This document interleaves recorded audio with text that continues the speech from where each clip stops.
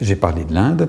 Il y a eu d'autres rencontres qui ont été formatrices pour moi, et notamment la rencontre du Japon grâce à l'amitié de quelqu'un qui reste un grand ami, Tadao Takemoto, qui est le traducteur de Malraux en japonais.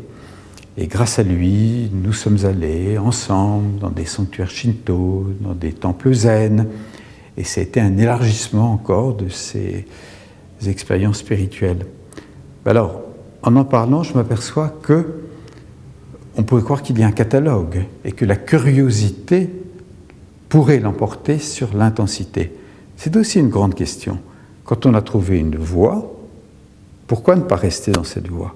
Et je pense d'ailleurs que la sagesse serait de rester dans cette voie.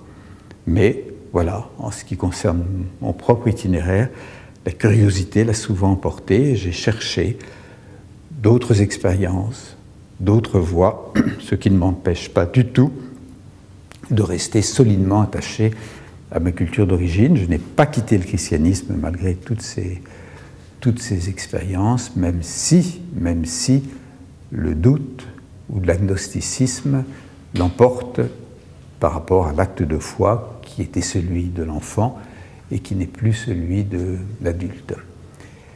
Alors, pour en venir au Japon, j'ai vécu au Japon une expérience assez extraordinaire avec les Yamabushi. C'est lié au bouddhisme, mais en fin de compte, c'est d'esprit shinto, c'est-à-dire c'est quand même lié à l'animisme de la religion qui est l'essentiel de la culture japonaise plus que le bouddhisme. C'est une expérience de marche difficile dans les montagnes. Donc on part avec un maître, en groupe, et c'est très dur. Il faut traverser des rivières glacées, il faut marcher parfois 3-4 heures dans des chemins très escarpés.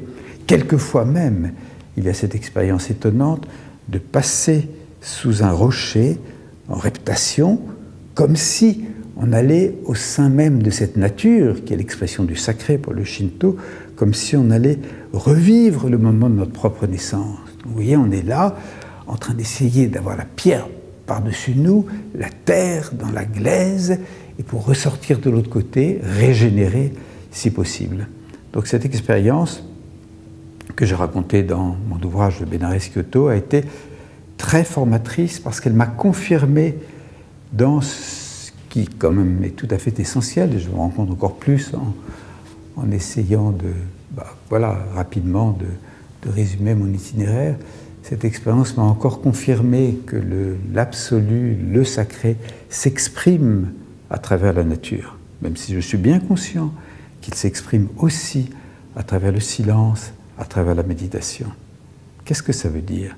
Ça veut dire qu'il n'y a pas une demeure du sacré, il y a 100 demeures du sacré.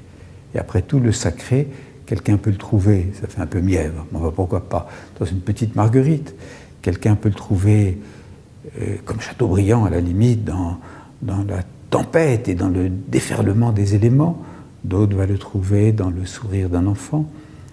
Rien n'est plus stupide que de l'enfermer dans une case, même dans un livre. N'enfermons pas le sacré dans un livre. Il est vaste. Et en fin de compte, c'est l'esprit d'ouverture qui nous permet, me semble-t-il, le plus possible de toucher la plus grande intensité du sacré.